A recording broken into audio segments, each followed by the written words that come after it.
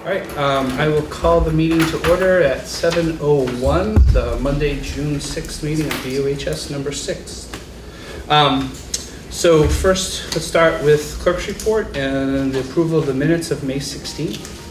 Is there a motion? I move approval of the minutes of May 16th. Second. Seconded by Sean. All right. Any additions, deletions, corrections? Yeah, Sean.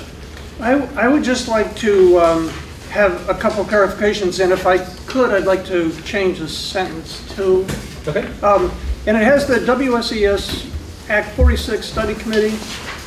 It states that the state was not ready for the report, which I think is might not be totally accurate in terms of what actually did happen.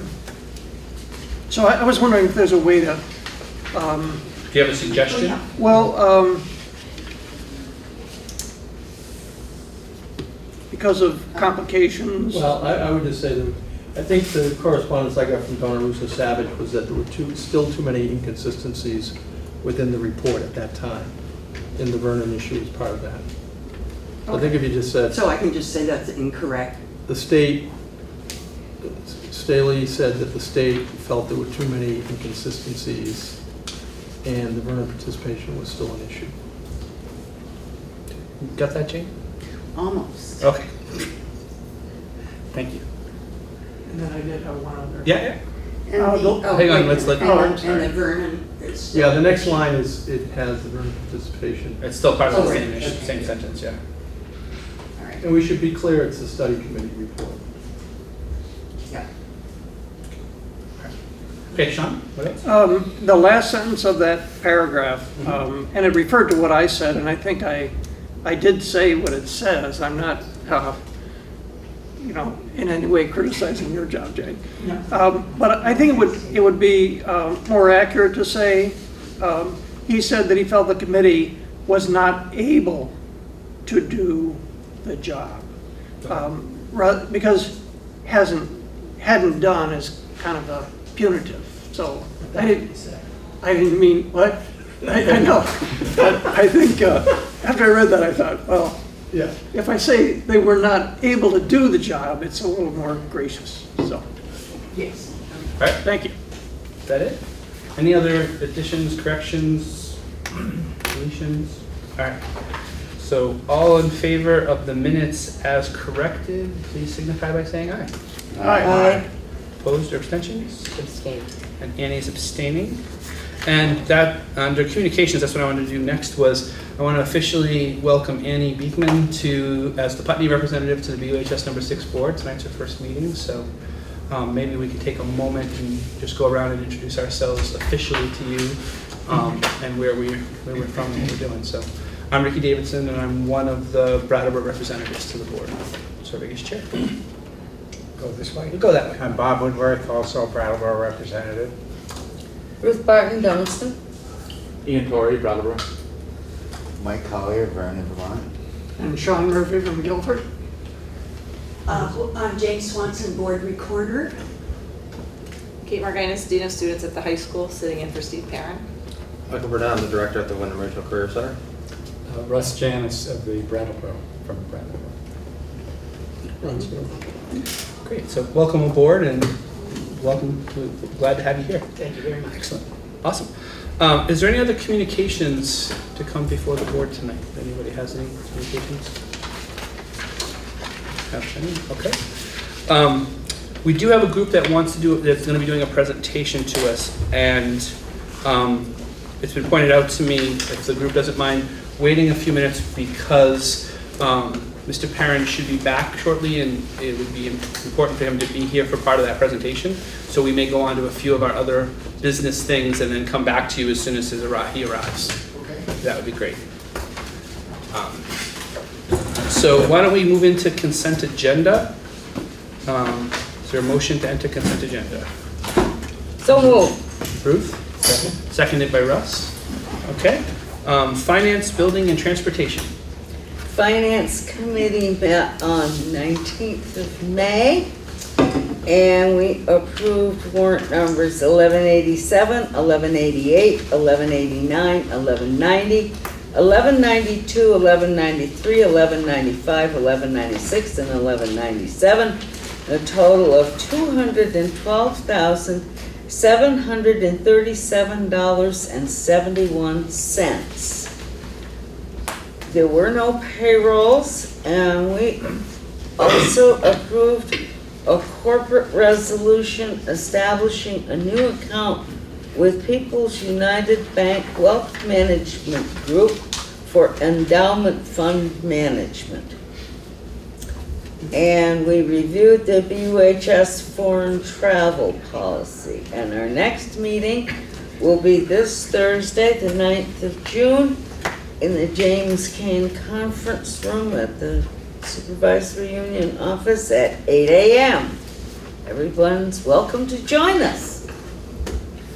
Excellent. And on the People's United Bank piece, we have to officially do that, and we have that listed later on in our minutes to take care of that at that point, so we'll officially take that recommendation and approve it or not accordingly. Okay. Anything else from Finance, Building, and Transportation? No? Okay. All right, WSCSU Finance Committee. Both the Finance Committee and the whole SU Board have met since our last meeting here. The SU Board met on the 23rd of May, and the Finance Committee met on the 25th. At the SU meeting, Amy Wall was reelected as chair. In both meetings, we approved a one-year extension of support staff contracts. Maybe we'll discuss that later here. We discussed Act 46 in the SU meeting, the full meeting. In both, I don't know if I'm breaking news or not, we talked about the superintendent's ill-considered desire to retire at some point. And I think we'll be talking about that later here as well. At the the finance meeting, we also talked about a new central office position that was in the budget.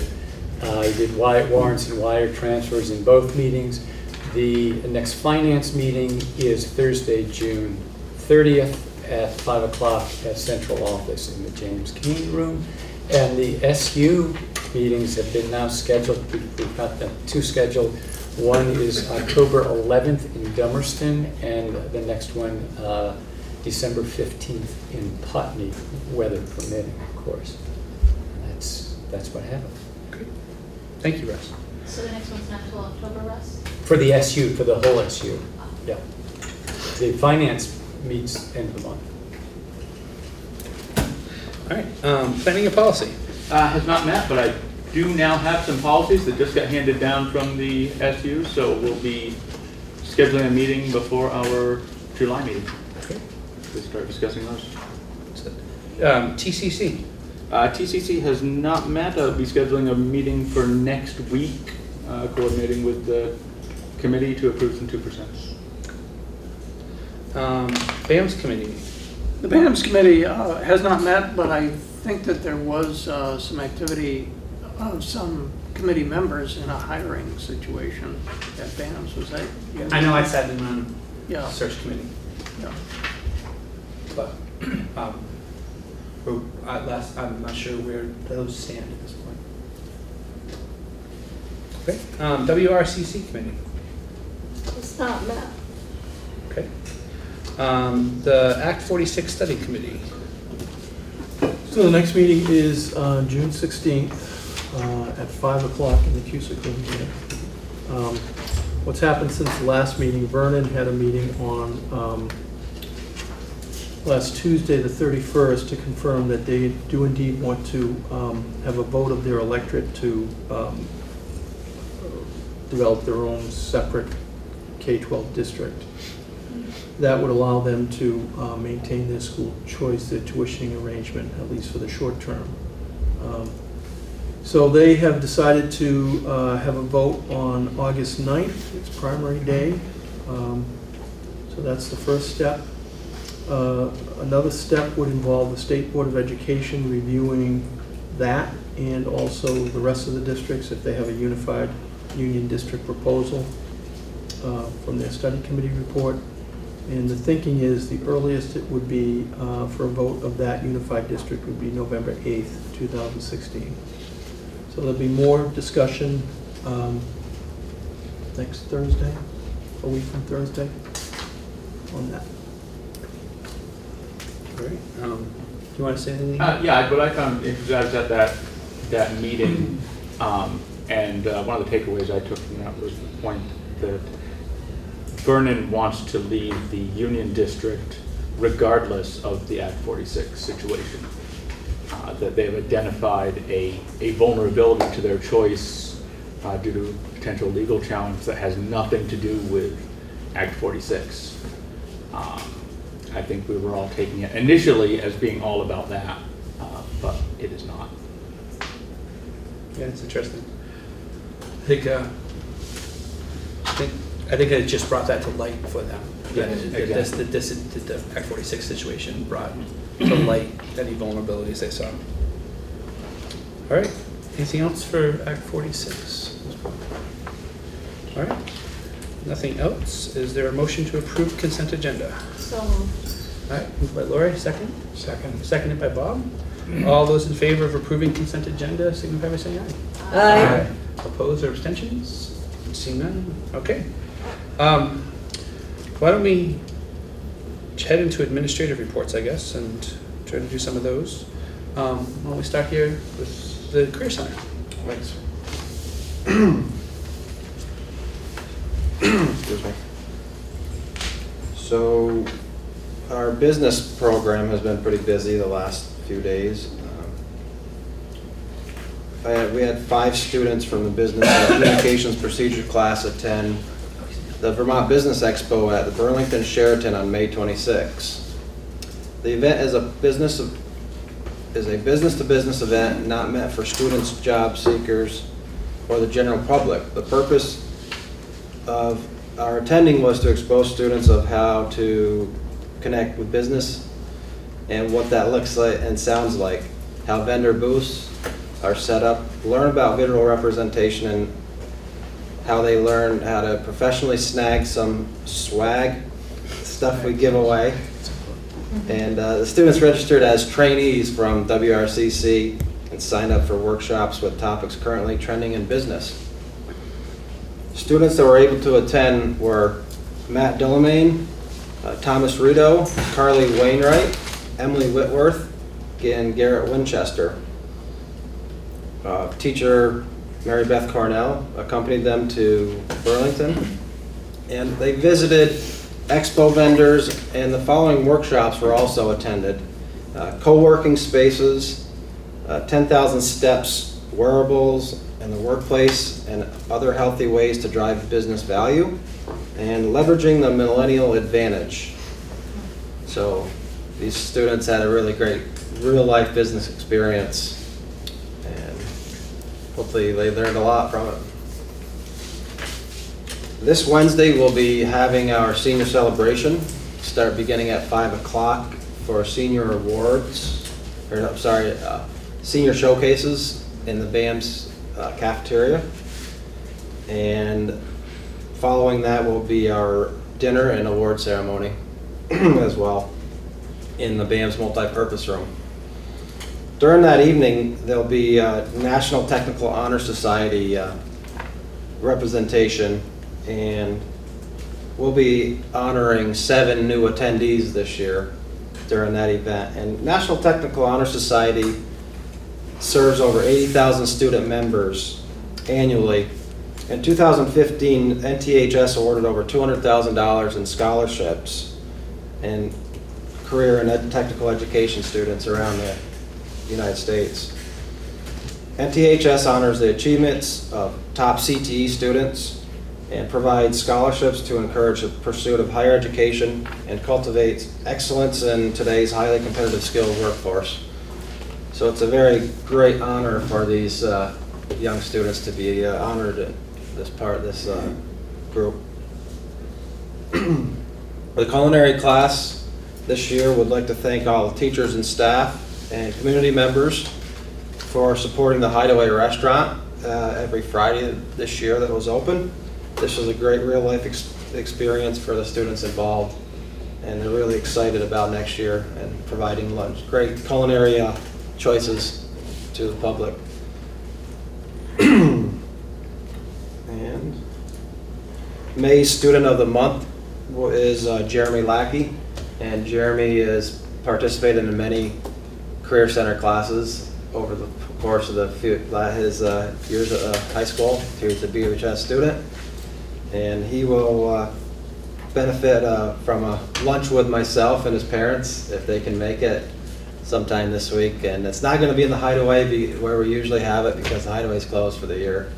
So he'll have a nice lunch somewhere, wherever I choose to buy it. That's all I have. Awesome. Thanks. Just to follow up to that, the annual Elk Student of the Month banquet dinner reception is happening this Thursday evening. So all of the students that have been awarded Student of the Month will come with their parents. It's really a great thing, and the Elks are really wonderful to support us in that way. The Elks also provide monetary support for our middle school leadership training. They've done that for, I think, the last 2 years, and they plan to do it again this year. So it's really nice that they support the students here at the schools. All right, excellent.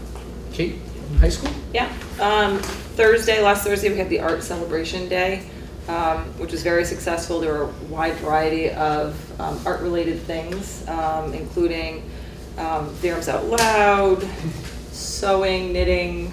There was a fashion show, Block 4, that had students had spent a lot of time using recycled materials. There was a dress made out of a tarp.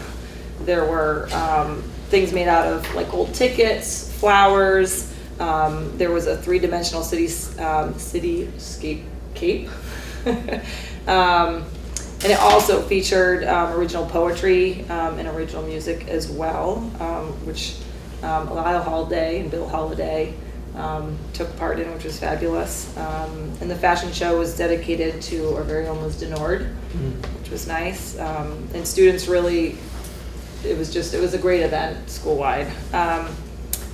On Friday, in front of the school, which included 8 local families who had lost family members in Vietnam, were commemorated. Junior, I think he is, Aiden Paradis spoke about John Blake specifically, and his family had donated the flag that had draped over his coffin, and it was taken out of its case for the first time in 46 years and raised on our flagpole while taps played. BUHS and BAM students attended that assembly and were very well mannered. It was a great event, and Bill Holiday was the lead behind that. Today we had our underclassmen awards, Block 1 this morning, so students in grades 9 through 11 were honored. Awards were presented in all subject areas.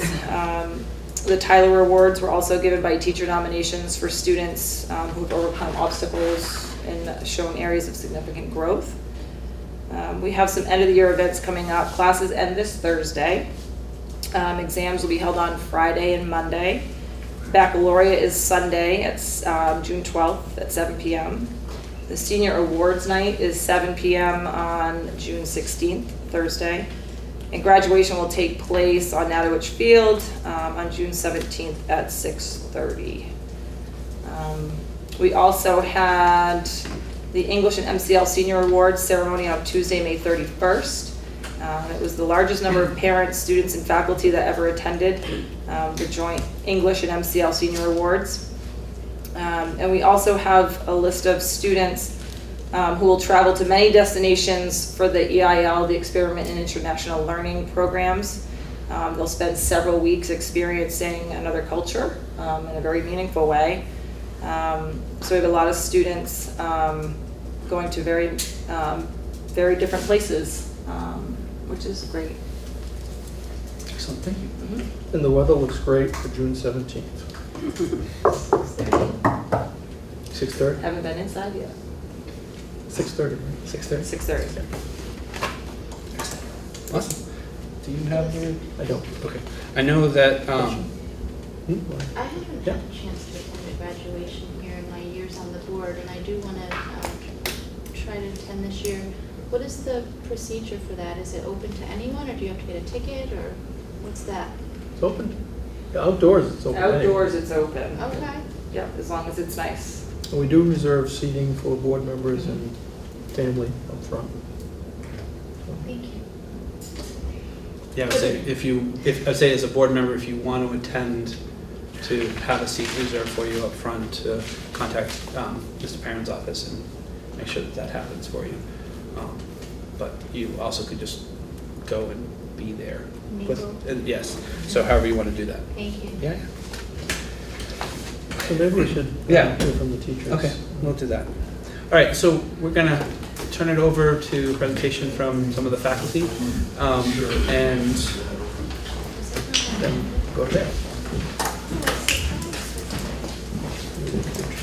Yeah. Are you gonna use the board? We're hoping to use that screen there. All right, so- us up front here will move for you then. And just introduce yourself.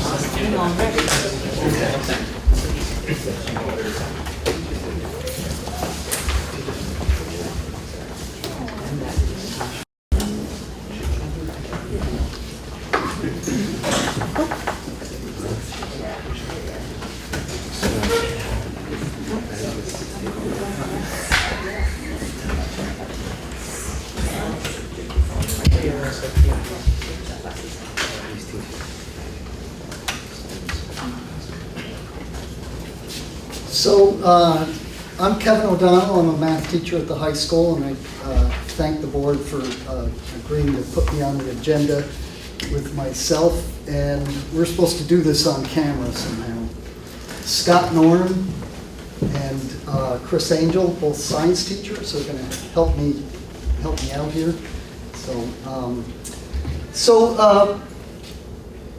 Whoa. This is my first PowerPoint presentation, so bear with me. I put it together in hopes of giving you an efficient presentation. I have been in awe of this group and how they conduct their meetings so efficiently. So I know you value time here, so we'll get right to it. So we're here for two purposes, or in hopes that the board will take it to a new level of finding solutions here. We would like to see a significant reduction in the number of academic student hours lost.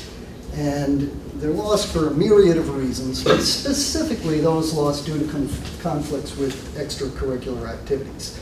And specifically there, with the athletics that happen during Block 4.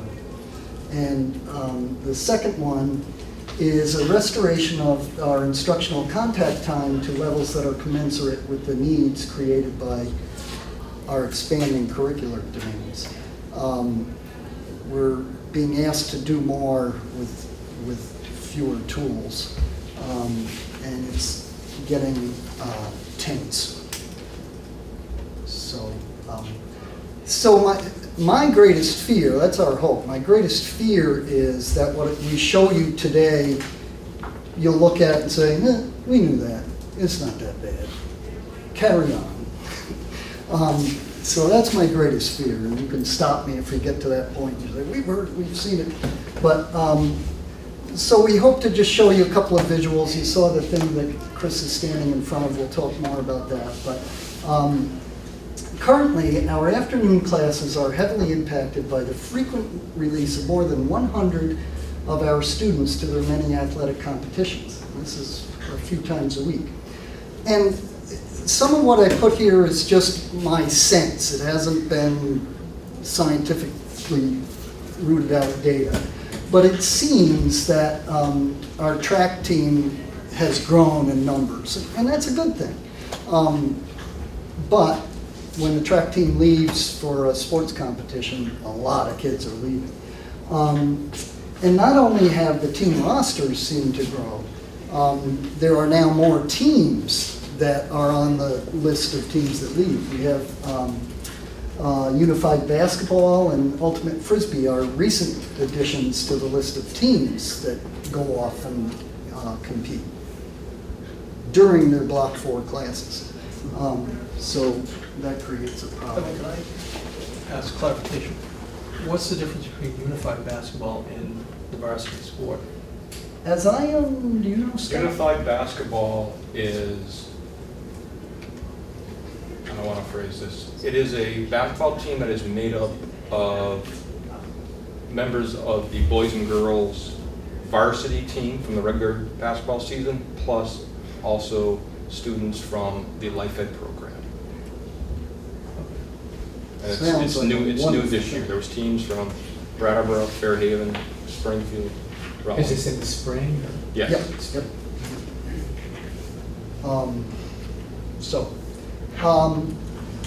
So additional disruptions to the normal school day are created by the many activities, field trips, school-wide assemblies, and drills. And I put normal in quotes because I'll tell you folks, we no longer know what normal is. There is not a baseline for our afternoon classes, and you'll see what we mean by that. So Chris, you want to take over with this? Chris has kept an account of the many varied events that result in lost opportunity for, well, I worded that incorrectly, resulted in decreased academic instruction, but give other opportunities. So Chris has some things, but you want to talk about this, Chris, and how you collected the... Yeah, sure. Last year I noticed many students were being dismissed out of my classes. So I started keeping data.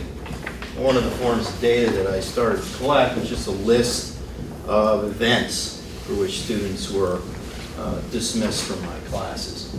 But before I go into this, I want to make one thing really clear. This list is intended only to show the sheer number of events going on for which students are dismissed.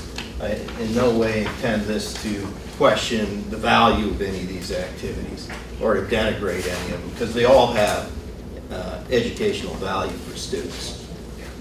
Okay, but we have just numbers of things going on during the school day that are scheduled to take place at the same time as our regularly scheduled academic classes. I just put asterisks next to the sports teams, just so that you wouldn't confuse that, but. There are many things here, It goes on and on and on, and, if you look at the back several pages, this is on here. I've got 131 items on here, and this is not a comprehensive list. Every year people add new things. And some of these items, the students are dismissed from class for up to a week for some of these things. Many of them for a day.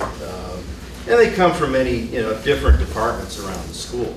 They're all, very nice activities for kids to do. But the main issue is that they happen during our academic classes, and, we really haven't found a way to schedule these things so to minimize the conflict. So still, the greatest negative impact on our afternoon classes is caused by the departure of our student athletes. So we'll just give you a few visuals here. I brought this up in September, I think, at a board meeting, and I had just one little example. And here we are now in June, and the situation has not gotten any better at all. So we're looking for bigger solutions, more comprehensive solutions. This is typical of an email that we would get from the athletic director, secretary, indicating to us what teams are leaving and at what time of day. And the list of names, which I've redacted. So here, this is varsity girls lacrosse leaving at 1:45. That's halfway through ACE. Girls track leaving at 2:15. That's before block 4 starts. Is it? Or is it 10 minutes? That's 10 minutes into block 4. JV softball and baseball leaving on Tuesday and Thursday, one at 2:15, one at 1:45. Again, if you're leaving before 2 o'clock, you're missing your entire block 4 class. And then boys track, they're leaving at 2:15, and unified baseball is leaving at 2:15. And that's when I teach Algebra 2.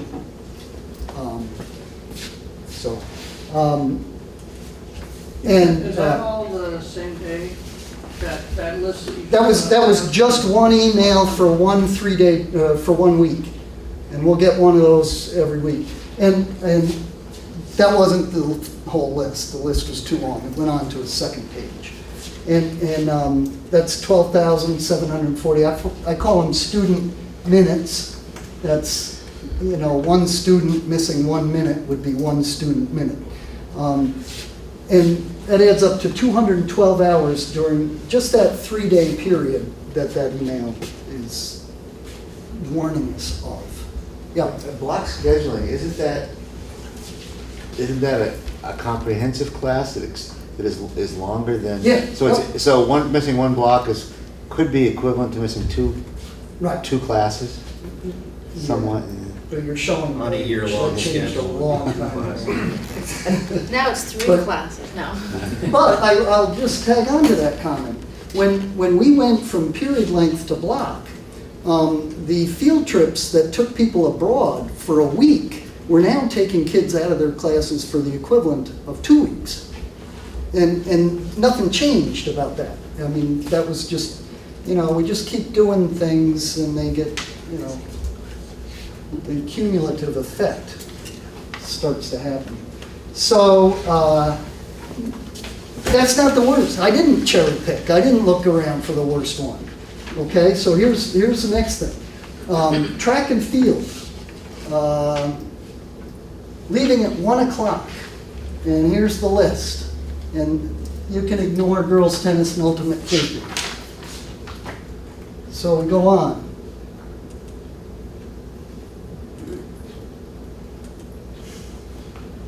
Crazy. 81 students leaving at 1 o'clock, missing all of ACE, missing all of block 4. And this is not abnormal. This is not an aberration. It is routine. So just for that one team, total of 189 student hours missed, just in that one day.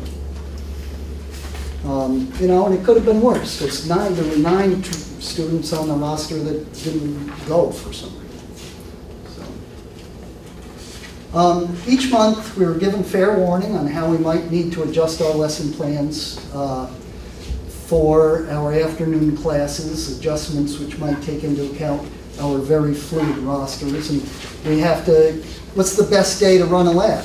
When can you count on having everybody there? When should you give a test? So that, or better yet, should you hope everybody's there for review so that they can do well on the test? So these are the things, and this is the monthly student activities. Now, to be fair, not all of these teams will be leaving for early release. That's not the case, but most of them will be. So on Monday, it's likely that maybe the baseball, the tennis, and the lacrosse, varsity lacrosse will be leaving, but the JV lacrosse won't. But they're scheduled. And here's the activities, which lists the sports. You'll notice I have diversity day highlighted. That's a once a semester thing now. But that culminates in an assembly that happens block 4. So your block 4 class is having a real hard time. And then of course activity day gets thrown in there, and Activity participants are expected to leave their classes to go and meet with their clubs. Again, giving us that fluid roster feel. So,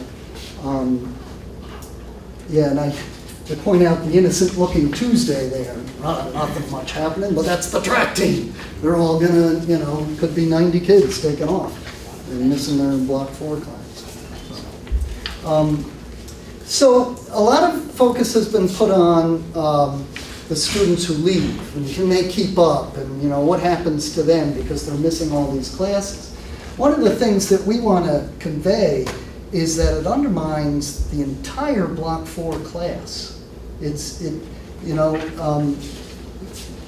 I try to, I sit my kids in groups. I feel that all learning is a social endeavor, and when 3 kids get up and leave partway through, that undermines what I'm trying to do. Here's a slide, and Chris can talk, but this is Bruce Holloway's attendance for April 4th through May 13th of this year.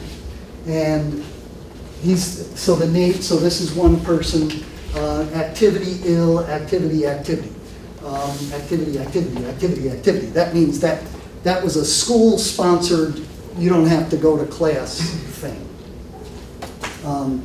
And so that's his roster, that's his class, and there is one day out of the 24, 25 that he's got his full roster there.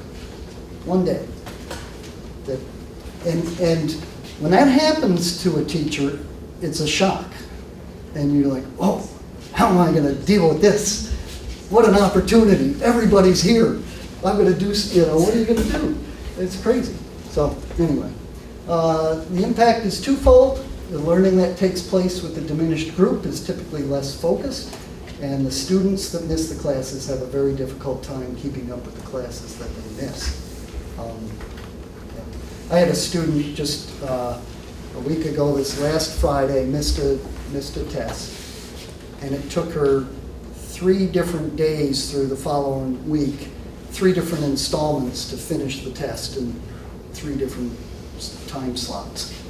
It's kind of, the thing. And then there was 5 other students to find out when they could take the test. This is an email I got that we got from the athletic director again. It says, please disregard the previous dismissals for the girls' tennis team. That was all wrong, or it wasn't correct. This is the adjusted one. And I'm looking for jaws to drop here. The tennis team is leaving in this 1 week on Monday, Wednesday, and Friday at 2:15, 2:15, and 1:30. Missing 3 of their 5 Block 4 classes during that week. 2 of the girls on this roster also participate in track, so they missed a 4th day that week of their Block 4 class. And, I might remind you, their classes missed them being there. So, two things.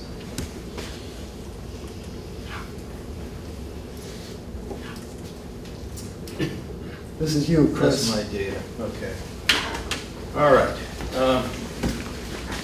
These are spreadsheets for the attendance in my chemistry classes from the spring of 2015. I have 3 classes, a Block 1, a Block 3, and a Block 4 class. The red marks are all student absences. And they total 621 student absences from all 3 sections. So I started keeping, track of these absences because I noticed many of them were occurring. One of the things I noticed right away after doing this for a few weeks is that some of these absences don't show up on our Power School program. So I started writing them in. Students would come to class and 10 minutes later be dismissed. That wouldn't show up. Or if, say, the guidance department, dismissed kids out of class, gave them a pass, that wouldn't show up on here, among other things. So I started to write them in, and As I said, we have more than 600 absences Chris, here. can I just ask if there were names of students? Would There they be were. listed along the left? or Yeah, they along would have the- been here. Okay, I so took then- those off. So that they're going horizontally are different months going across. the Yes, way. Okay. these are different days. Okay. The students' names I took off for confidential. Show, yeah, no. So when you see a horizontal line of pink, that's one student missing. That's a bunch one of- student. Bunch of days in a row. And you can see some students have missed many days. Right. All right, so I disaggregated the data into two groups. One of them I called institutional absences. That would include absences for things generated by the school. You know, extracurricular activities, enrichment programs, students being dismissed, perhaps for meetings and other things. The non-institutional absences are items such as student illness, parent requests, appointments, and the like. So if you look at the table that I gave you, you can see that that I disaggregated these things. And, you know, down at the bottom is the one that makes the most impact here. We got a total number of 60 students here. And we have a total number of 621 student absences for all of them. The institutional absences make up 66% of the total. So basically what this means is that 2/3 of these absences are being generated by programs affiliated with the high school.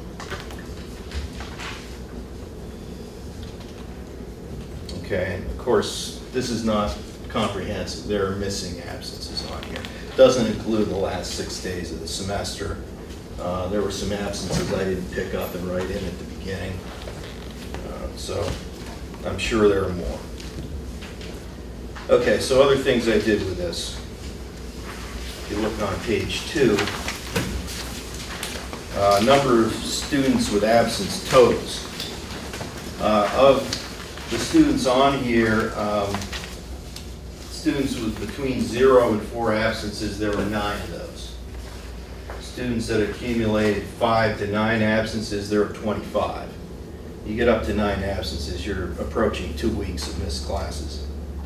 10 to 14 absences, there were 18 students that had accumulated that many, and so forth. 15 to 19, there were 6 students. So this is over the semester? Or? This is over the semester. This is one semester, half a school year. Okay, so moving down, another thing I did is I graphed some of this data. I took the students, I took their grades, and I averaged them for each category. So I averaged the students' grades for, say, students that had 0 to 4 absences, and that's what you see over here on the graph, average course grades related to number of student absences. The students that had less than 5 absences, the average grade was 87. Students that accumulated 5 to 9 absences, 84. And then, of course, 15 or more, the average grades go down to 75.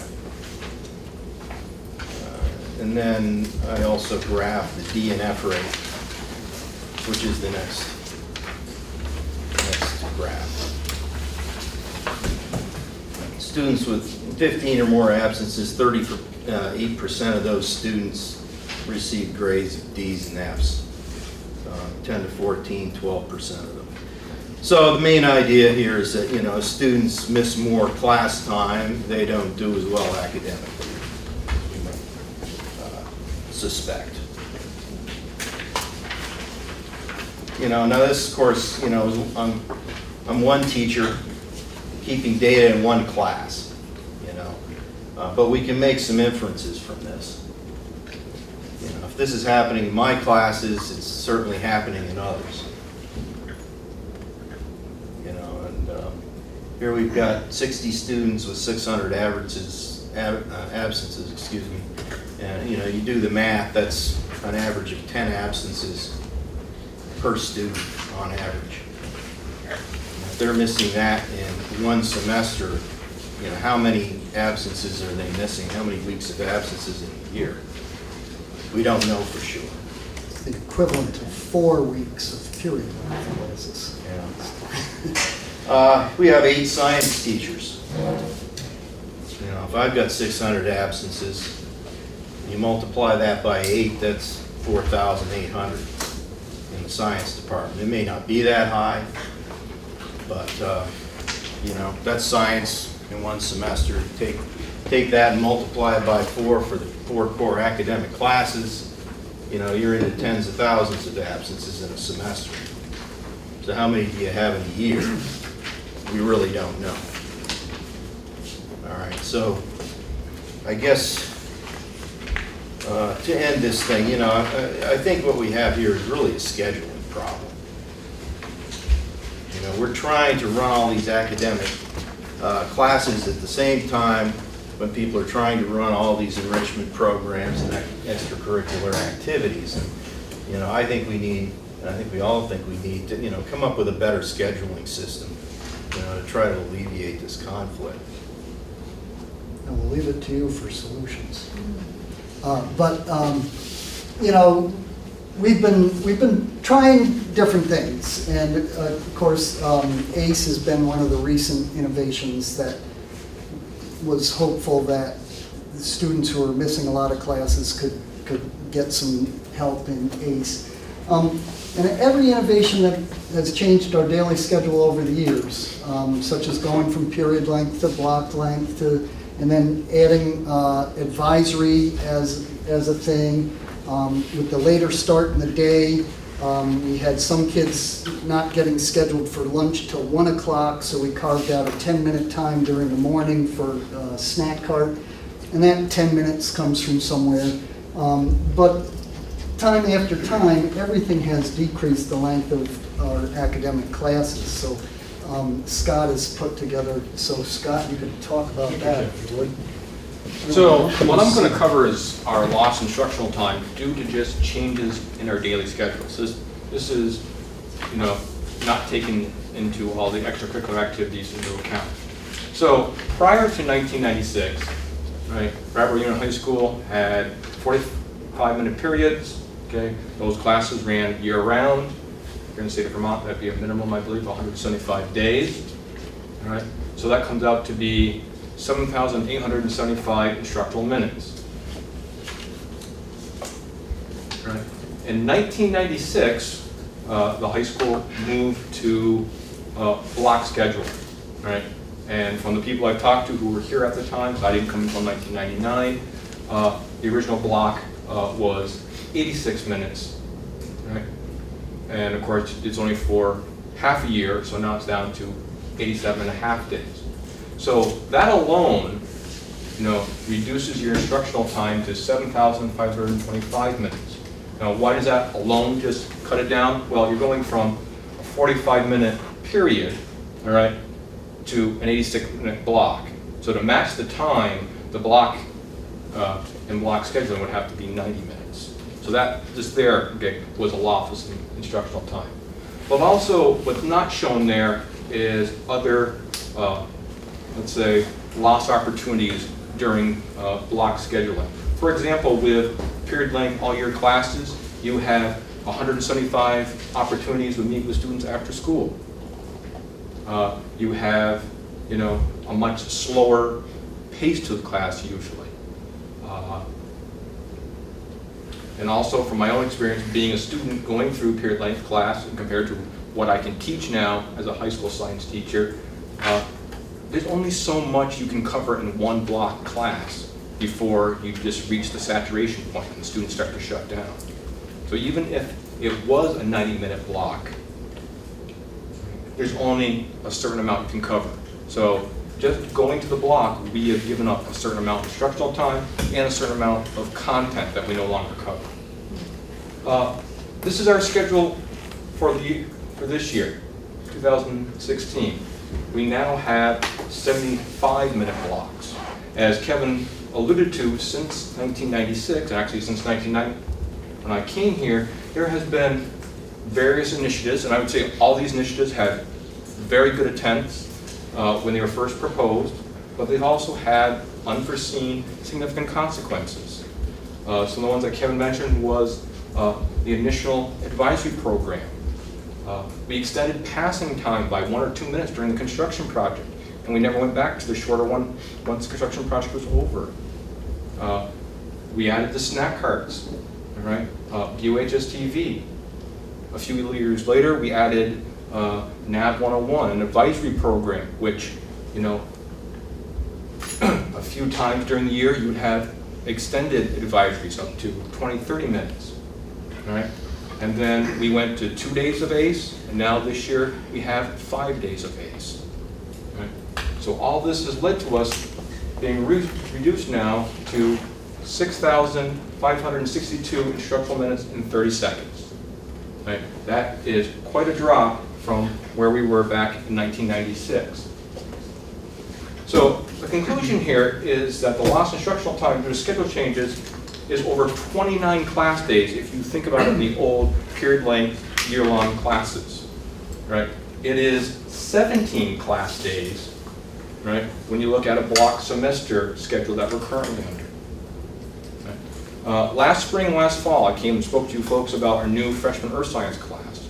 I can tell you already we are having difficulty teaching everything that we had planned to. Right? We're not reaching the human sustainability unit, right, and doing it any justice. I spoke to Bruce Holloway this morning, one of our physics teachers. He's not covering optics this semester in his physics class. Chris, is there anything you're not covering this semester? Oh, we won't get to chemical equilibrium, we won't get to rates of reaction, and other things, acid-base reactions, that we ought to cover. There just isn't time. And this is not just a science department phenomenon. Well, with the math department too, and the Common Core curriculum is asking us to do more, to put more. You may have heard that they're trying to pare things down in math, and that's true, but it's at the elementary level. They want to reduce the scope in the elementary level, but they're asking us at the high school level to do much more, many more topics than we have been included. So that pressure to do more with less, as I said, adds tension. You know, when I was younger, maybe just prematurely gray, I used to get emotional about these things and get like, now I've settled on a Zen philosophy of doing the best I can with the tools I'm provided.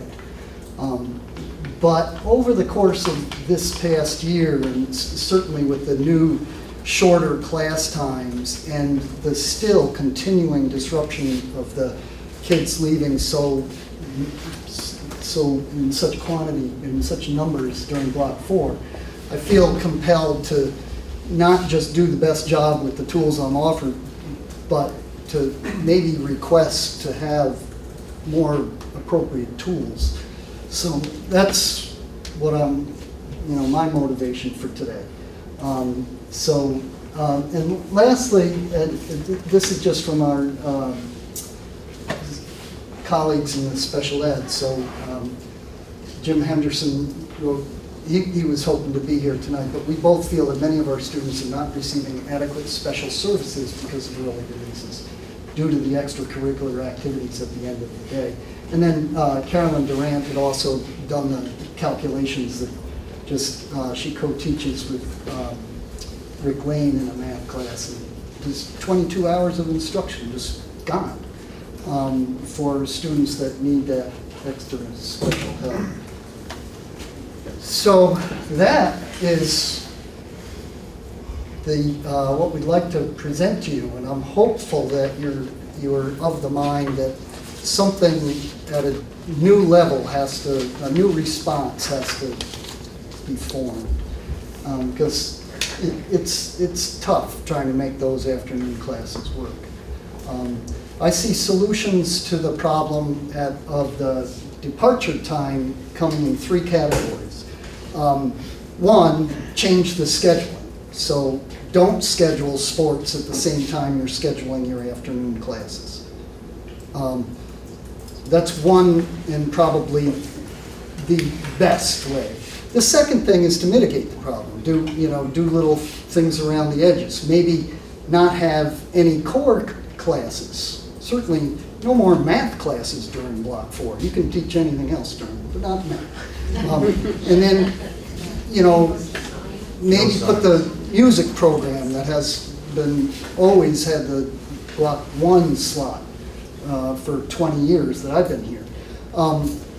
So the second thing is to mitigate it just by changing the schedule. You know, we've been thinking about putting ACE during block 4. Well, that would, you wouldn't be losing instructional time if you left at 2:15. You'd be missing that ACE period. And the third thing is to wag our fingers more energetically at the student athletes and say, you better keep up. You know, and that's kind of what we're doing now. If we say, you know, if you're failing, you can't go. But I think to continue to schedule the students, whether they're failing my class or not, if they're also a member of a team, it just doesn't seem right to put them in that pickle, to me. So I'm hopeful that greater minds can get to work and come up with a good solution. Thank you. Does anybody from the board have any questions? Yeah. Thank you for all this wonderful data. I like data. The chart of absences to average course grade. Yes.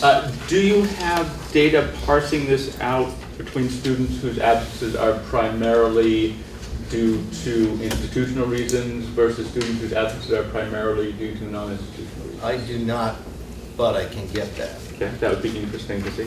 Yes.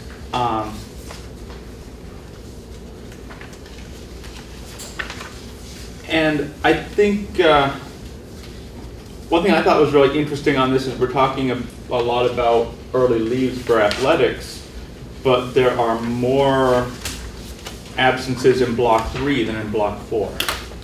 This happens all day. You know, you hear a lot about block 4, but you know, we have activities that occur earlier in the day also. But those would not primarily be the athletics; those would be other things. Many of the block 3 absences are also athletics. If the kids are leaving, well, yeah, there's some kids leaving at 12, you know, 12:45, and so We had a softball team leave at 11:30 last week. Now, that was a playoff game, which is special circumstance. There are other things, hockey, leave early, cross-country, skiing. But it's perfectly okay with me for you to think along those lines. The combined absences, no matter where they come from, is a problem. If we could erase all the non-athletic absences and live with, you know, just 100 students or 150 students, that would be an improvement. But we're doing it all. The kids are leaving for the sports, they're leaving for the opera, they're leaving for the music competitions, they're leaving for, you know, the career center field days and things. They're leaving our classes. And what is the actual definition of an enrichment program? This would be something like music, where they go off to music festival, perhaps, or they go on a field trip to the opera, or, you know, there's a photography trip to the zoo where they take pictures and things of that nature. Extending the classroom outside of the classroom. That's the direction. Any other questions? Yeah, thank you for this. And by the way, I feel your pain. You may know, or may not, I teach at UMass Amherst, and I know we used to have 14-week semesters, and now they're 13-week semesters, which students love, but it's, you know, what do I cut out? I mean, And your tuition went up. Well, of course. But so I mean, and there are other sorts of programs that are overlaid. You know, and some of the things, you know, Ian mentioned, you know, one is just, I was surprised to see that block 3 was actually in higher absences than block 4, if that's true. And also on the data, you know, one thing that I'm an economist, so I look at costs and I look at benefits. And what you've been looking at are the costs of these things. And we could have very different people standing right there. You know, if we or the administration were to cut back on some of these things and get just as eloquent and just as convincing reasons why these other activities are important. I mean, that feeds a little bit into this, 15 or more absences. I mean, I have no doubt that there's some relationship there, but it may be overstated in that, one thing that that some of these activities do, be it music, be it sports, be it photography, whatever, is keep kids in school, keep them from dropping out. And if it weren't for these things, would their grades be lower, or would they even be in school? I mean, those are other questions. So there are other things going on besides just. And Russ, if I could respond to that, that should point us all into acknowledging that and keeping all that's good, but scheduling them at different times. Well, that's the thing. I mean, if we could do a win-win where we keep everything, and keep all the enrichment, and we don't lose class time, that would be great. And if the administration isn't doing that, I'll wag my finger at the administration. But those are the sorts of things to explore. And Kevin, you started talking about, and I just started writing down, well, gee, do you make sure that you don't schedule all these other special events, the diversity, in block 4, but then, maybe it's block 3, you don't do it, or you put it in block 1. Or I'm thinking, and this is really naive, and I'm sure, is that, at the middle school there were purple days and white, maybe there was up here too, but how about just sort of rotating where this week, algebra is block 4, next week it's block 1, next week it's block 2, next week, so I don't know, so there are ways to try to spread those things out so that to the degree that the absences are packed into block 4 or block 3, that we spread the pain to other blocks. But also we have to take, if you're thinking of, there should be less of this activity and that activity, the gain is that kids would be in classes more, but what's the loss? I mean, what are we cutting, and which one of the 187 are we going to cut? And what's the importance of doing it? Now, this I don't think is a board decision. Maybe the teacher curriculum committee can look into it some. I don't know. Well, some of the things, but I mean, those are the sorts of ideas to try to do it. And again, as I started with, I feel your pain. I mean, I have less and less time with my kids, and I have 50-minute sections, 75-minute sections, and 2-hour and 15-minute, 2.5-hour seminars, and each of them present gains and losses and challenges. But so I get it that I get frustrated that I get less time with my students as well. But what are the other types? I think for me it's interview season where everybody's going off and interviewing for jobs, and that's obviously important. But what about the test? What about the paper that's coming up? And I treat their college students, they're 20, 21, 22. They're adults and they make the choice, and if they lose something and their grades go down, okay, it's not quite the same year, and that we're dealing with much younger kids. So I'm not trying to say that. What I'm trying to say is this: there are tough choices, and you really highlight what some of the costs are that maybe we haven't looked at, and what we have to do is compare them to what the benefits are, or if we're starting cutting, what's the cost of cutting those other things, and then what you're looking at are the gains of filling in those pink squares with white squares. So it's not. If we can come up with a win-win, that would be great. Well, what if we have to start trading things off? Then those are hard. Can I just? Because we're not going to solve this tonight. Oh no, I know that. Does anybody else from the board have any questions for the faculty that came in? Yes, Lori. I've been thinking about this for a lot of years, and it seems simple. Longer school day, longer school year. So that's, I guess, for us to talk about as a board. but let's not have school on the day we're having sports. Bob? Well, at the risk of opening another can of worms, 3 years ago now we switched the starting times, and after 1 year we said it seems to be working out well with the elementary school starting ahead of the high school. After 2 years, Ron reviewed it with us and we said, well, it seems to be okay. my personal belief that probably, right or wrong, has quite a bit to do with particularly the athletic issues of being able to get to athletic events on time. And maybe it would be time to at least explore that a little bit and say, okay, is that still the way we want to go? I realize it's a big upheaval to go back and make those changes now. And there's reason, again, it's the trade-offs, there's reasons not to do it.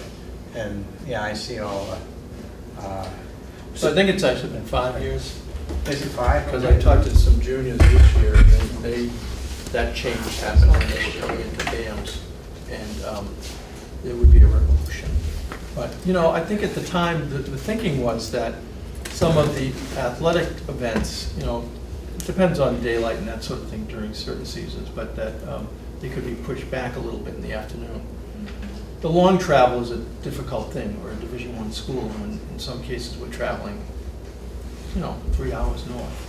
So that's not an easy solution. And I remember too, when we did this, that was the conversation that we had, is that things were going to be impacted for athletics because of the later start time. I remember Yeah, I'm having just that saying conversation. that now we ought to see what the impact is. What are the trade-offs again? Yeah. Based on the data we have that shows these institutional absences happening throughout the day, and most often in Block 3, I don't think the start time is a significant impact. So my suggestion is to the board. Okay, sorry, Sean. I didn't see you. I would just like to say, and I think I said it initially when you first came in, Kevin, I've been on this board for 15 years and never have we had 3 teachers come in with a specific problem and so eloquently presented. So no matter what solution is happening, I think that the fact that these 3 individuals have come to this board with a very legitimate reason for something that doesn't work out so well, that we have to pay attention. We have to. You know, I also agree with Woody that the early start time is probably the single biggest cause of this problem. When my son was here, they started early. He was out for a lot of sports, and it wasn't a huge issue. He didn't have any trouble with getting it. So, you know, it's unfortunately, I think it's what happened. That's all. I think it's just kind of ironic. Act 46, the Agency of Education, the Brigham decision, all these moves by the state were to bring equality to students, and here we are creating inequality by ourselves by making students leave, and what you elucidated. I think the only thing the school board can do, I mean, we can ask the administration to work. We got to get a study committee or do something. I don't want this to die. Well, I mean, teachers can't do things like change the start of the school day. You know, the 2 weeks abroad, that's a great program, it should happen. Teachers can't say, let's have our 2-week vacation in April. Heck with the February. Let's accommodate that 2-week. Those are the types of things that I'm suggesting happen that, or people think about, and no longer stop at the first obstacle and say, we can't do this because of that. You know, maybe you have to hire a second bus company to make the earlier start work. What we were trying to present is that the issue has gotten so bad that a new look has to happen and some new aggressive attention. You know, I did come in September and do my little piece, and it's the same, if not worse, in the spring. So, you know, my efforts in September led to nothing. So hopefully this will go somewhere. And I thank you so much for your time. Thank you for your time. Appreciate it. Thank you. Thank you.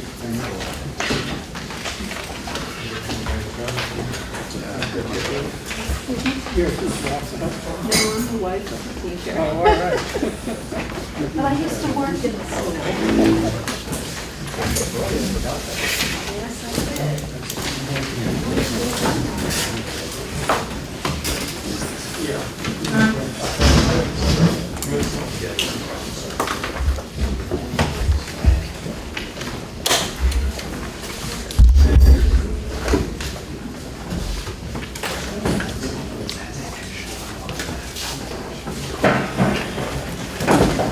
right, so let's head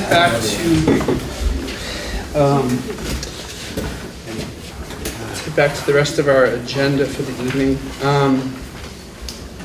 And Steve and Keith, welcome. Thank you. I know you were down presenting in Guilford.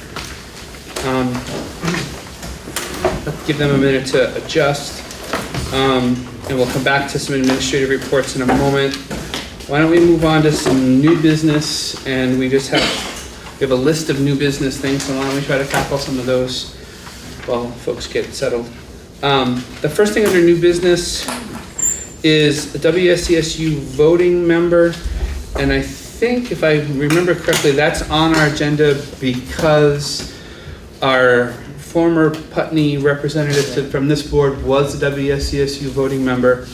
And I spoke with Annie earlier this evening before we started our meeting, and she seems amenable to just stepping into what Pat did. So as the Putney representative, she will be one of our representatives to WSCSU board. Do we have to vote on this?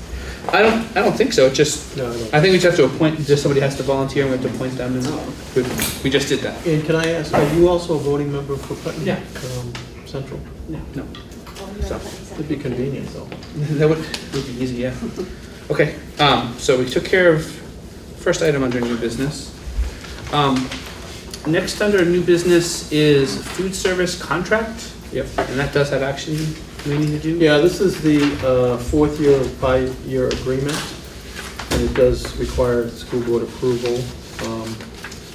There's two areas to consider. The first is the approval of the fourth year of the 5-year contract, and the second one is to increase the full pay lunch from $2.70 to $2.75, and that's to meet a requirement on the Healthy Hunger-Free Kids Act of 2010. So this is with Cafe Services. I'm not sure if the Finance Committee had a chance to review this at all. Not yet. But it should be approved. And how does the increase by a nickel help the hungry kids? Is that the fund? It's a requirement, yeah, the funding requirement. I think we may have done it in prior years under summer rules, when we were already under summer rules. So basically we need a motion to continue the, I move that we continue the food service contract with Cafe Services through year 4 of a 5-year contract. is there a second? For that? Second. Okay, You second. need to increase the. We'll That's a do second. we'll do that second. Yeah. So any discussion, questions, concerns about that? Any issues from administration related to Cafe Services and lunches or anything like that? They've been very responsive. So. That's what I've always heard, but I just figured this is an opportunity to let us know. I guess I'd also comment that John Ayer, who's the current director, has also done a phenomenal job of accessing local food sources and getting into the cafeteria. So I want to give him some recognition for that. So. Have they been soliciting student feedback? They do. They do a survey and they ask for feedback. They don't get much response. They ask for feedback from teachers, from families, and from students, and very little feedback happens. But they're making the effort. Do we have any numbers to suggest how many students or other people are using these services? Which survey? Do a lot of people bring their lunch? Do a lot of people eat in? I don't have. I can get those numbers for you. I can get meal served if you'd like that. Okay. I'll make a note. And what about free and reduced? Because that was a problem jumping from the elementary schools up here. Has that been better or not? Better, but not. I still don't think we're getting a real number of the students that qualify. I think there's still some students that don't fill out the paperwork and families that don't fill out the paperwork. Is there anything that we can do to? What we do now is we send it home with the back to school packet because we didn't want to have the stigma that some students had, getting in a homeroom. So we send it home. When a student begins to get a cafeteria bill, we call the family, we ask them if they want to access services. And whenever we see that balance go up for the student, we continue to ask the parents. Anything else on this part? It's too bad they can't just use the same application. Well, I guess things change over the years, but You mean, If they qualify. if they qualified last year, they should qualify this year. they can, and we do send direct certified. But there's other cases where they fill it out. And, you know, we also do grandfather the families that need to fill it out, we grandfather them until October of the year to give them time to do it.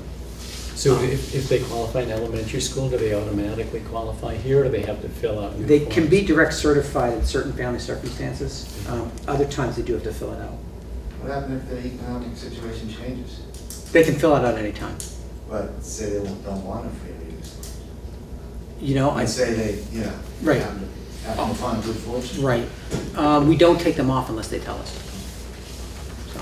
They're required to report changes to Department of Social Services. Which will in turn come back to the school. I don't know that it comes back to the school, but it should. All right, anything else? All those in favor? Aye. Opposed or abstention? Okay. So then we also need to do a little action on increasing the full pay lunch price from $2.70 to $2.75. So is there a motion accordingly? I move accordingly that we increase the full pay lunch price from $2.70 to $2.75. I will second that Moved motion. and second. Any questions related to that? And what was that? I know you asked a follow-up question, Russ, but I'm still a little. It's part of Section 205 of the Healthy and Hungry Free Kids Act of 2010, and it's just, I think it sounds like it's to help them meet the requirements of that act. They need more money to make that happen. It's a tax. Basically. Do we have any idea if that increase will make it so kids who are currently able to, I can't families that imagine a are nickel, able to? 5 cents, I don't think. That's a quarter a week. And I think, though, from what I'm hearing, the last conversation we had in relation to kids accessing services, that if this was to bump a family into some level of hardship for paying for it, then they could access services. Am I understanding that correctly? So if this was to do that, then there is availability of resources to deal with that for them, if they choose to use those. District resources? No, they could then, because this is for the kids who are not on free and reduced lunch, who are paying the full And price. that's a strict guideline. Yeah, If and your if- family size is this, Right. and your income is this. Right, then but you if do this- or do not qualify. And but I if don't this- think the cost that you're spending on lunches is going to weigh in on if you're eligible for free or reduced lunch or not. No, my point is that if having to pay an extra nickel was gonna make that family now qualify, I don't think that's part of the analysis. I don't know if it it's is or just not, based- but- I think it's just based on household size and income.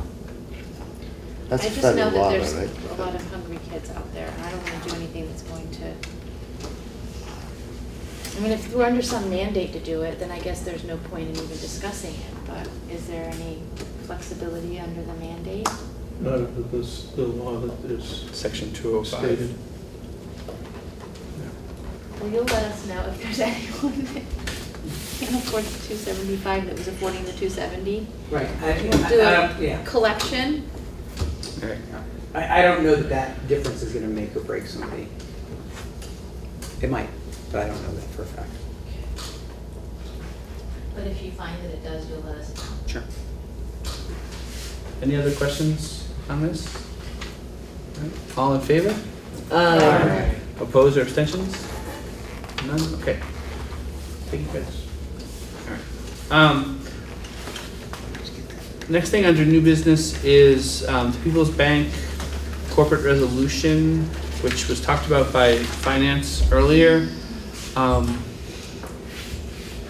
Does someone from finance want to talk a little bit more about this? Ron handed me some paperwork to do that, and we have to take some action on this one too. Well, this is required by the bank, People's United Bank Wealth Management. As we reported at prior meetings, the Finance Committee has met with the folks from People's. They were the prime and selected bidder for the endowment fund that is the non-Eames portion of the fund, which is all the other funds that had been managed by Sherlock Investments. Pete Sherlock is kind of semi-retiring, wanted to pass it along. Frank Rucker sought other bids. People's seemed to have the best program. They met with the Finance Committee, and the Finance Committee approved hiring Peoples to manage that part of the endowment. It does require a corporate resolution because we are, in essence, a corporation, BUHS District 6. And this has already been signed by Frank, Ruth, and myself, but it should be voted on by the entire board. Do you want to, go ahead, Larry. I move the board authorizes opening a new account in Peoples for such stated purposes. All right. Is there a second to that? Second. Seconded by Russ, okay. Any questions? Seeing none? All those in favor, signify by saying aye. Aye. Aye. Opposed or Not really abstentions? an account, No. yeah. Okay. It might, well, Go ahead. it might be stated as engaging People's United Wealth Management to manage the funds. Oh, I didn't, I Take that thought up. that you had to open an account because we had a relationship Well, with I them. said so we're opening we a, wanted I guess an investment account, you could call it. I don't know if the semantics are that important. I think we're okay. Okay, well, yeah. All right. Okay, so next on our list is to establish summer meeting schedule. So do you typically have one in July and one in August? Yep, Yeah. we have one, usually one in June, one in July, one in August. Yeah, so I would suggest you stay away from July 4th. And you stick with your July 18th meeting. And then, again, I'd do August 15th as opposed to August 1st. How does that sound to everybody? Any issues with that? So I would really prefer to not do the third Monday in August. If there's no other solution, then I guess that's the way it is, but Any problem with the 22nd? I have no problem with the 22nd. It's my I think in sister's August you're birthday gonna and come she's up with pissed. problems all around, so. I mean, I won't be there on the 22nd, but it doesn't matter. All right, so sense of the board, who would not make a August 15th meeting if it was August 15th? August 15th? If it was August 15th, who would not make an August 15th meeting? I will make it, I just. I'm not sure, I'm not sure Okay, I'm leaving. and who could not make an August 22nd meeting? Mike. All right, so since Mike, we're probably not gonna make the 15th or the 22nd, and Ruth has an issue with the 15th, why don't we say August 22nd for our August meeting? Does that work for administration as well? Might this be an earlier start planning meeting, or is that gonna happen? Typically, we do that in July. Don't we usually do that in July? August. Okay. Yeah. Well, what's wrong with the earlier in August or later in August? No, you said earlier start time to have a longer meeting for Oh, planning. okay, I was still back on what date in August? Okay. The I think we decided on the 22nd, Sorry. August 22nd. And time to be announced. And time to be announced, yes. And we will. Sorry, Mike. So we're gonna meet July 18th, regular time. And then August 22nd, time to be announced, probably a longer meeting so that we can do some planning and that kind of stuff. And are we Probably going like to 5 do- o'clock? Yeah. What? Are we going to do like, at times we've gone out for food for that one? Yeah, we'll figure something out for that August meeting. Either we'll have food in or we'll get food out or something. We'll figure it out. All right. And then I'd also just let you know, your next meeting in September is on Labor Day. I think when that's happened, we've just skipped that and gone to the 19th. 19th. So September, we'll only have one meeting in September also, and that'll be on the 19th. And that gives school plenty of time to get into session, and so when we get reports on the 19th, they'll be a few weeks in, and hopefully all the bugs are worked out, whatever, for the school year. Good. All right. So the 18th of July, the 22nd of August, and the 19th of September. All right. And then we have 3 other things that we need to do as far as summer rules go, to authorize different committees to do work so that we all don't have to get together, but the committees can get together to do some of this work. And the first one is to authorize the teacher curriculum committee to make hiring decisions during the summer months. So typically, do we have a motion for that? I move that we authorize TCC to make hiring decisions during the summer months. Seconded. Okay, moved and seconded. Any thoughts, questions, concerns about that one? All right, all in favor? Aye. All right, opposed or abstentions? Okay. The next one is to authorize the finance committee to approve warrants during the summer months. So moved. All right, is there a second? Second. Seconded by Ruth. Any questions? All in favor? Aye. Okay. The next one is to authorize the BAMS committee to conduct financial and personnel matters during the summer months. So moved. All right, Second. Ruth and then Lori. All right, all in favor? Aye. There's one that's not on here that I think remember being on here in the past, and that would be to authorize the WRCC committee to conduct financial and personnel matters during the summer months. So moved. So moved by Lori. Second? Second. Seconded by Ruth. All right, all those in favor? Aye. That was just aye. Okay, that was an aye or a question because it came up fast. Aye. All right, so we've done all of those off. Is there anything else that normally comes before summer rules that we're forgetting? I don't think so. I think that was everything. All right, and backtracking just one thing, because the only report we didn't get administratively was from BAMS. Yep. So why don't we do that BAMS report now? And then I know that Ron has an executive session that we need to do, so we can do that afterwards. Ms. Margaitis has done the BUHS report. Yes, they yes. did. Ms. Margaitis did give the high school I'm on the report, so spot. All right. you're in. Hi, everyone. So a couple things to highlight for events that have happened recently. If you went to the Strolling of the Heifers Saturday, our marching band represented BAMS well, and Mr. Nshako was very happy and proud of the students and their performance, as I was. And I'll say, having to walk behind them, they did a really good job. Yes. I was right behind them. Other events, last week we had, on June 2nd, there were, all 4 teams did field trips. And some years they go on longer trips based on how much money they raise. And this year, most of the teams didn't raise as much. It's getting more and more expensive to get buses and go places. But teams went to Keene, to Spofford, to Camp Glenbrook over in New Hampshire. And our teams did kind of a local kind of smaller group of things around town here, but it was a really successful day. It was last Thursday, beautiful weather. I went to the YMCA in Keene with Team Draco, and it was really, the new Y over there is really great. So the kids had a really nice time. It's a good way to end the year. Events coming up. Friday night is our dress-up dance here, so if you happen to come by the middle school Friday nights, there'll be lots of kids out front with parents taking photos and everything. It's always a fun event. And just to reiterate, our half day on June 14th is our last day. It's a Tuesday, and then our move up is the 15th at 6 p.m.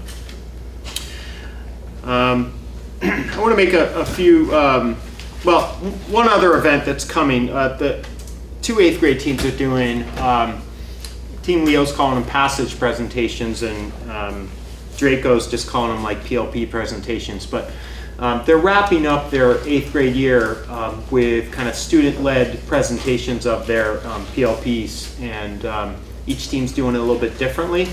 But pretty excited about that. Tomorrow is most of Leo's team.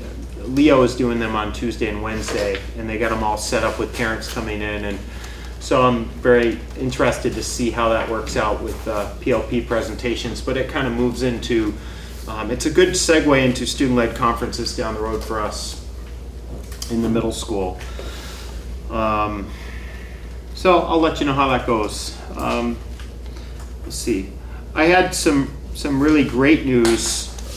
June 1st, the BAMS is part of the New England League of Middle Schools, and then there's the Association of Middle Level Educators, AMLE, and then there's the Vermont Association of Middle Level Educators.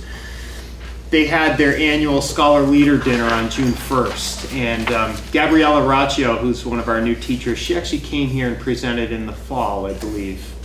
Gabby was awarded the Rising Star Award. It was the first time they've done this award, NELMS, in Vermont. So there were 2 teachers selected in the state, and she was nominated and chosen to win that recognition. So at the Scholar Leader Banquet at Norwich University, I went up with her, and she was recognized with a certificate and public recognition, and they did a press release, and I'll get that out as soon as I can. But it's really great to have a young teacher get recognized. The award really goes to, her name's Gabriella Raccio, and it's for a teacher in their first 3 years of teaching who are doing innovative, exciting things with middle school students and middle school education. So we're really proud of her.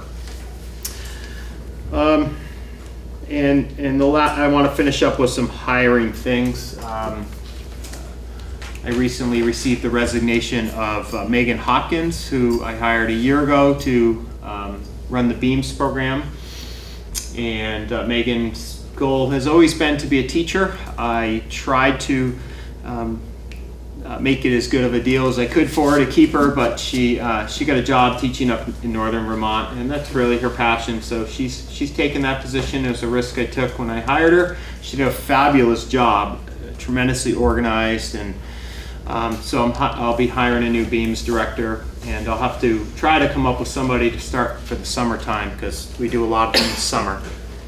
And so that's a new vacancy. And on a really great note, I'd like to recommend the appointment of Riley Goodmote to be our new middle school band teacher to replace Tom Nishaka.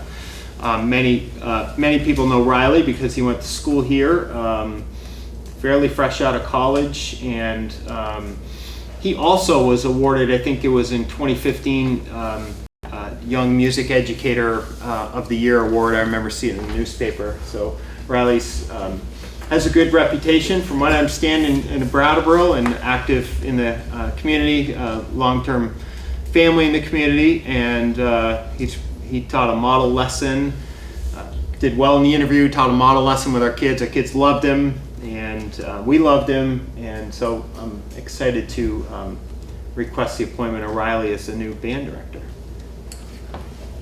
Motion? Yeah. I move we hire Riley Goodmote as the new middle school band director. I second. All in favor? Aye. Excellent. Thank you. Do we need to accept the resignation, or is that? No, that was done a couple months ago. Yeah. Thank you, everyone. Is that it? Any questions? I don't mean for Tom. I meant for the BEAMS person. That's It's a different one. non-certified. Okay. Yeah, it's not certified position. No, I remember. Anything else? No, that was it. Okay. Thank you. All right. So I think that was everything for a regular meeting, even though we had some skips and jumps around in our agenda. I think we covered everything in the agenda. There is an executive session. I would say we're only going to come out, is going to be action that we have to take from this? So there won't be any action needed, so we'll just come out just enough to close the meeting. So I would say BCTV can go, Jane, you can go, and we'll just... Yeah, I'll send you the gory details later. So do you need a motion to go into executive session for personnel? Personnel matter, yep.